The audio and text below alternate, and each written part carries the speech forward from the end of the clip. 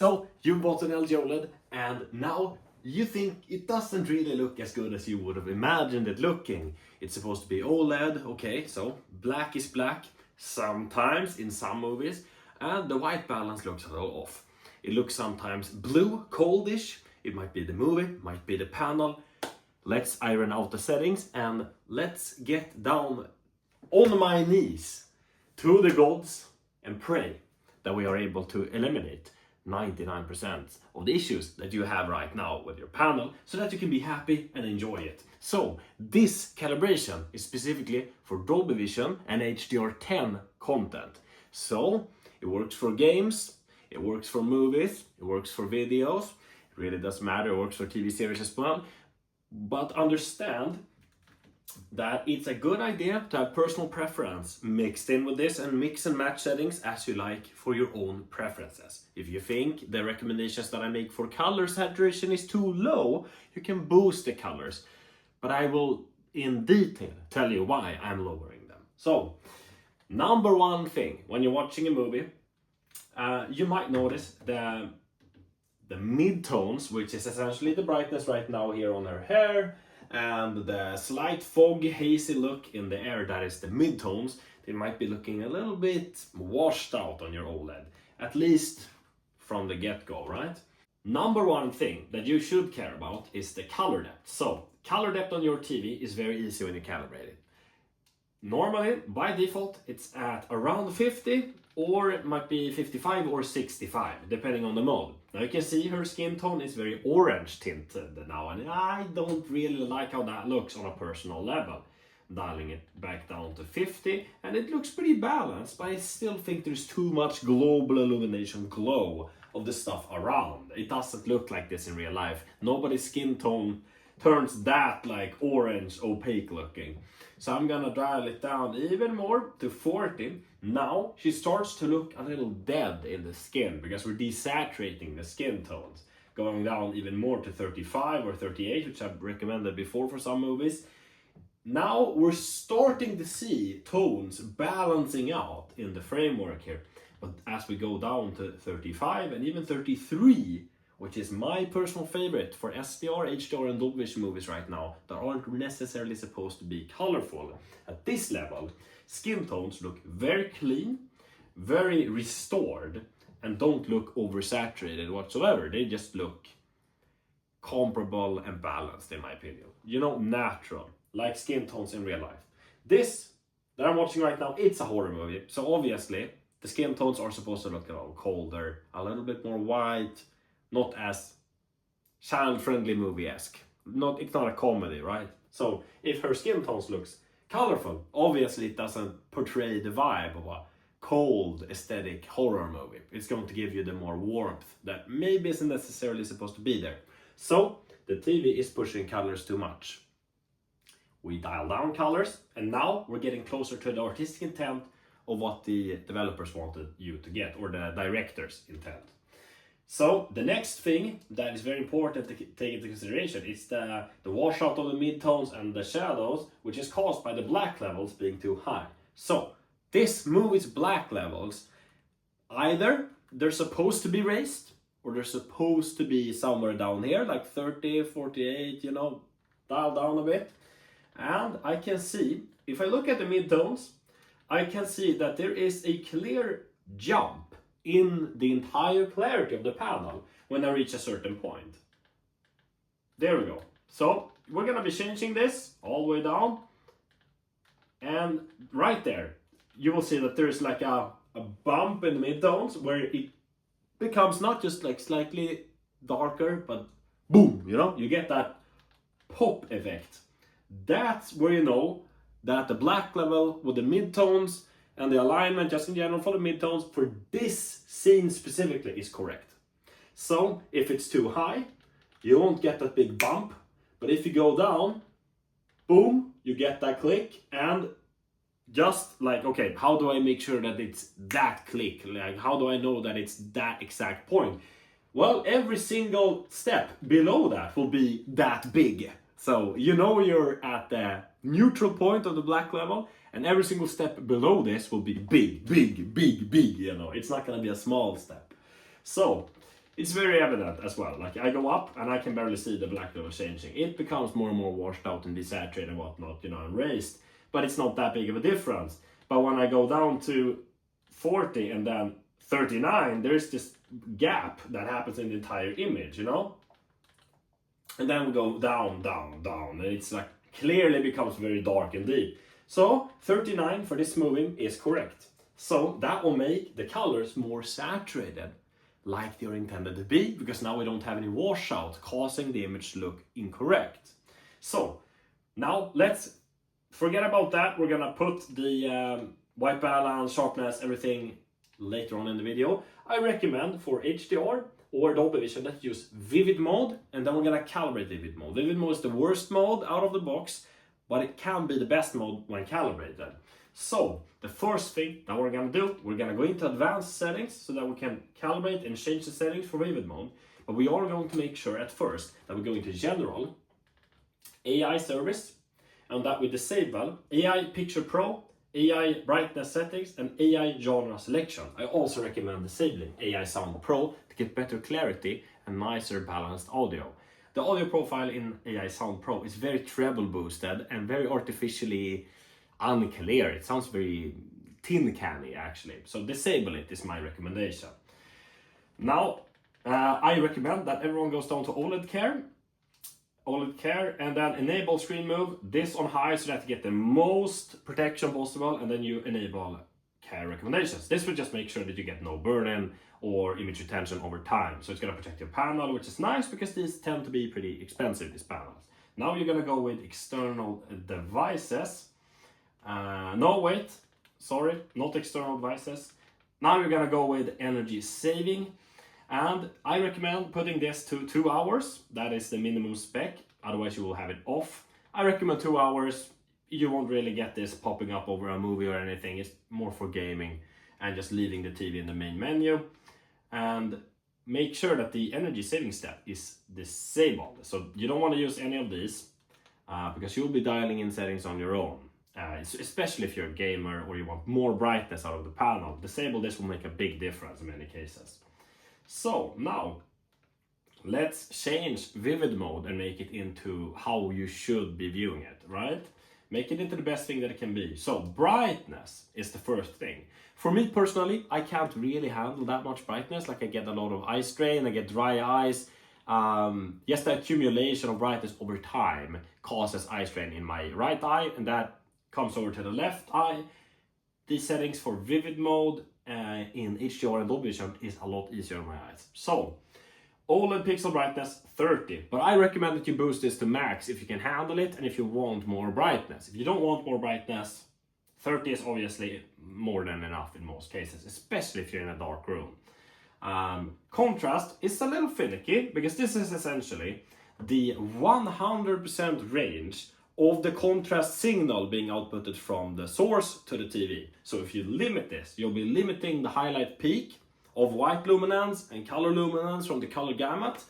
But it's kind of okay, honestly, because the thing is, when you dial this down, let's say you think white is just too white, like you can't handle it, no matter what you do to the OLED pixel brightness, then dial this down to a minimum of 70 and you should be fine. So if you're getting a lot of eye strain, no matter what you do, you really can't seem to find that balance, 70 right here is a good starting point. Then you can fiddle with other settings for eye strain.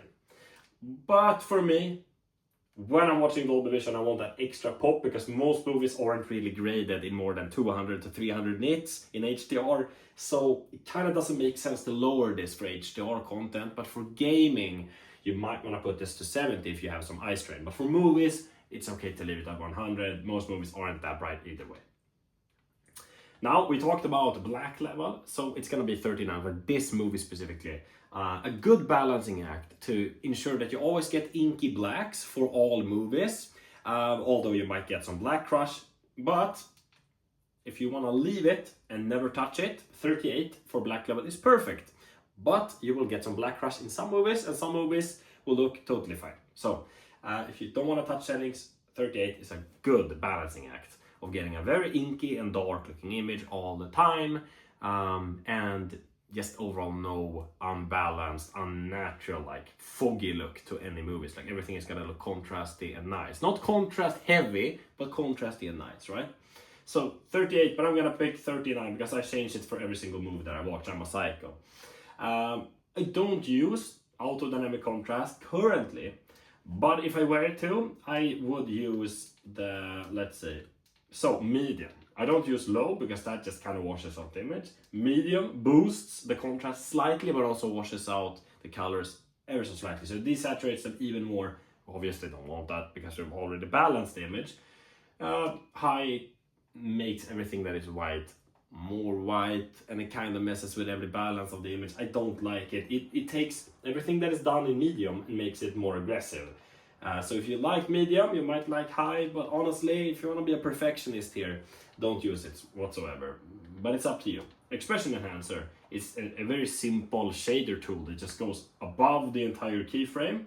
So brightness will elevate some of the highlights, and it will also bump up the washed out fog in the background. If it's corrected with the black level and then you use the brightness, you can actually gain a little bit extra clarity in the image instead of it washing out the image. But if the black level is at 50 and now you use brightness in Expression Enhancer, then you get washout extra on top.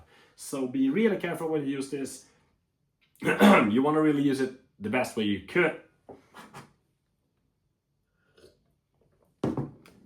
You want to really use it the best way that you can so that you don't ruin the image.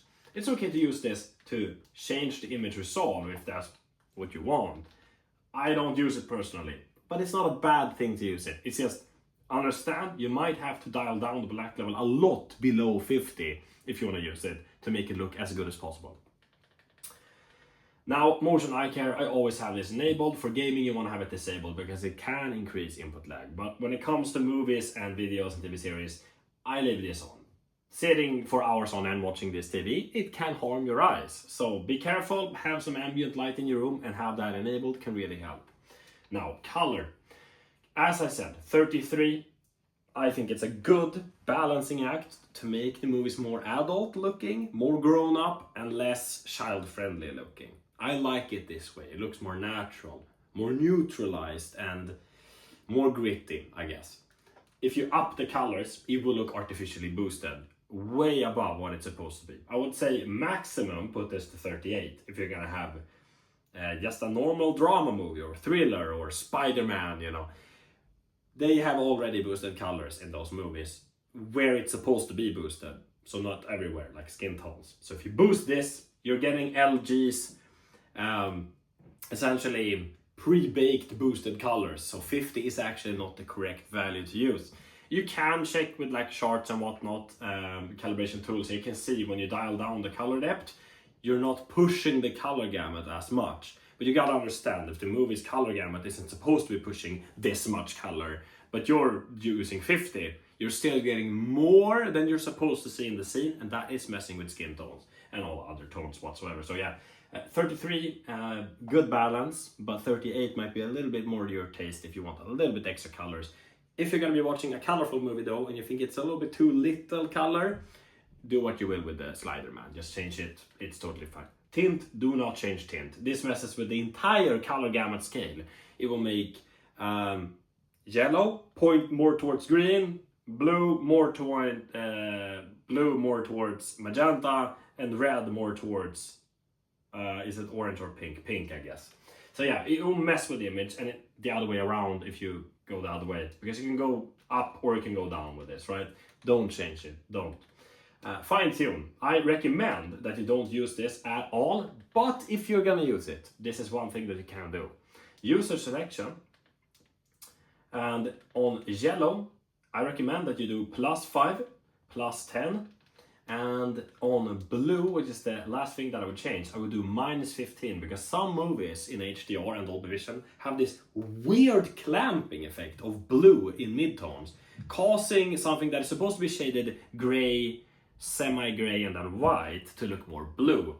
This fixes that issue entirely for all movies. So if it looked weirdly blotchy and blue before, now it will look clean and gray and white, like it's intended to, right? Like it looked in real life. Now, white balance. Warm 50 is the sub base layer for this calibration that we're going to be doing, so we need it to be warm 50. Don't have anything else here, warm 50. Otherwise it's not going to look like it's intended to with my calibration. Now we're going to begin with 2-point calibration. Low point, -9, -7, -5. We're going to go over to high point and we're going to do +10, +7, +23. We're going to do 22-point calibration as I said, and 2-point. We're done with 2-point, we're going to go to 2-point. We are going to be skipping 10-point because I'm not using software. So, 22-point calibration, we're going to go signal level, go all the way down to the bottom. In this case it's 2.5, it might also be 89, it might also be 101.